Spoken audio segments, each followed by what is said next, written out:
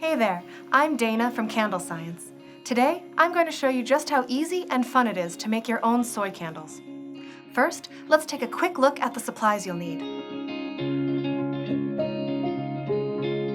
For this batch, we're going to use AAK's 464 soy wax. This wax comes in flake form, which makes it easy to handle. For containers, we're keeping things simple and using our 8-ounce candle tins. Wicks are chosen based on the wax and the width of the containers. We're using a CD18, a braided cotton wick interwoven with small paper threads. A correctly sized wick is very important for creating a candle with a strong fragrance throw and a clean, even burn.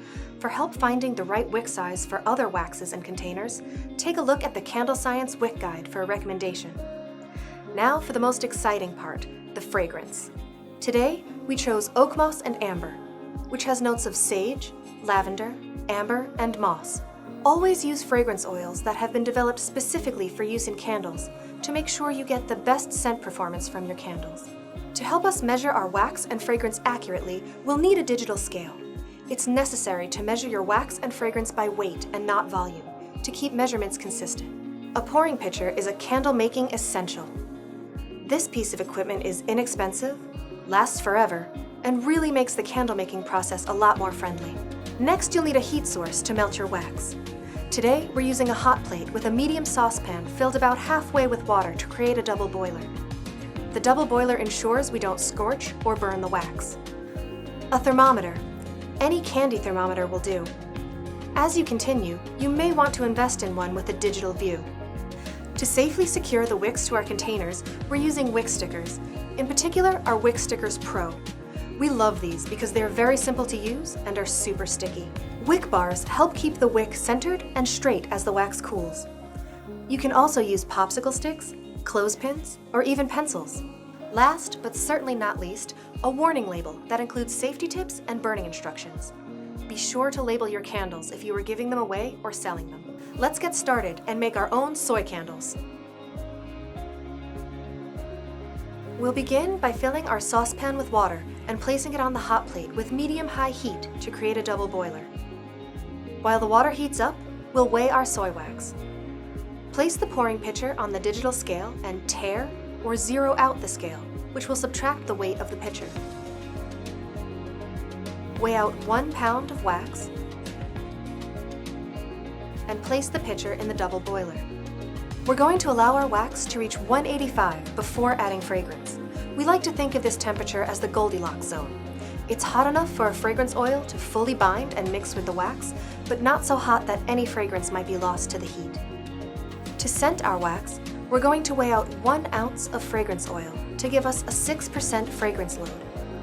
We recommend starting out with 6%, but you may find you want to adjust as you continue.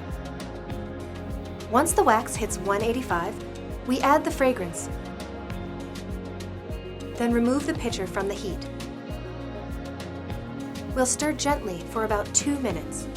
This may seem like an easy step to skip, but mixing thoroughly is important for getting the best fragrance from your finished candle. We're going to let our wax cool down to 135 before we pour. While we wait, let's get our containers ready. Remove a wick sticker and place the sticky side on the bottom of the wick tab.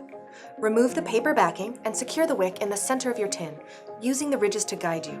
We'll repeat this for the other 2 tins. Now that our wax has cooled to 135 degrees, it's time to pour. Working slowly, we'll pour from our pitcher into the tins we've just prepared, filling them up to the inside groove of the tin, or about a 1/4 inch from the top.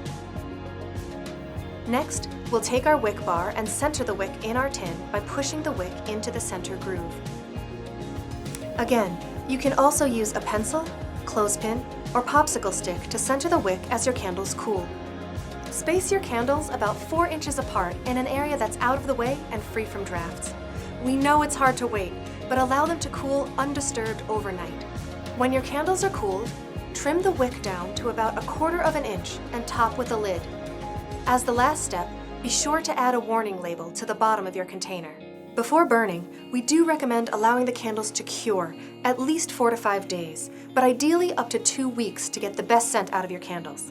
Congratulations on making your own soy candles. Whether you're making candles as a fun DIY project, as gifts, or starting your own handcrafted business, be sure to check us out at CandleScience.com for additional guides, resources, and supplies.